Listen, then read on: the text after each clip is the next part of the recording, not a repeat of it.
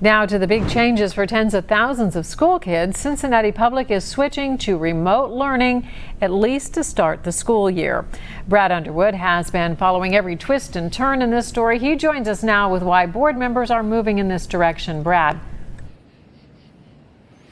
Well, hi, Paula. Yeah, the short answer here is safety, not just for students, teachers, and staff, but for their families.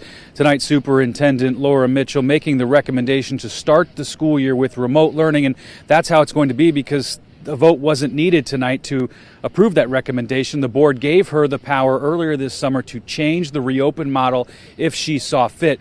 Tonight, Superintendent Mitchell citing coronavirus data, not just here in Cincinnati, but statewide, as one of the main factors in moving to that online start.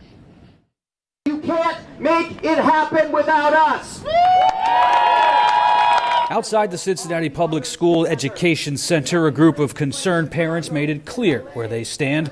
They want school to begin in just a few weeks, fully remote. There were teachers and parents that we organized with. This has not been officially endorsed by any particular Parents or Teachers Association, but we originally started this as an effort with teachers and parents from CPS. In hopes of only 5 weeks of remote learning, Superintendent Laura Mitchell makes a plea to the public. So this is an all call out to the community to help us get our kids back in school as quickly as possible by social distancing, wearing the mask, washing your hands, and following all the CDC guidelines. A decision as expected, making some parents and teachers happy and others wondering how they'll make it work. I definitely do agree with the recommendation as a parent of multiple kids in the Cincinnati Public School District. The game has changed for education. And I really hope that we keep pushing forward with that and stop trying to push what we knew education to be into this new digital box, because it's not going to fit. My child is too old to go to normal daycare. So the first 5 weeks is going to be a struggle as it is. Okay, so what's next for Cincinnati Public Schools? Let's take a look at some dates here and measures. Town hall meetings for teachers, 6 of them will take place August 6th through 11th. There will be a town hall for parents on August 10th that will address individual issues at specific schools.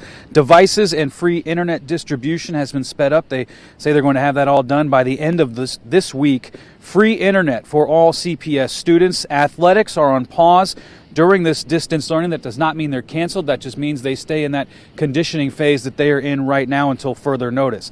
Health centers will remain open. Services for students with disabilities will continue, as will those services for students with English as a second language. Food distribution will continue just like it did in the spring during that emergency shutdown and all through the summer. Now, childcare, a huge issue, as you heard that parent mention it just a minute ago, and the district saying they're going to be working with some rec centers and having some meetings trying to figure out some child care locations. As you can imagine, a lot of people made plans for that blended model. No longer the case. Now, 2 upcoming dates that the district parents should know here. September 14th, that's when CPS Superintendent Mitchell and her team will take a look at the data at that point in time and make a determination on whether they can get back into school sooner rather than later. If they can, that could start as early as September 28th. Reporting live in Corryville, Brad Underwood, Local 12 News. Paula. All right, thank you, Brad. To get a complete look at the services in place for CPS students and parents, you can head to this story at local12.com.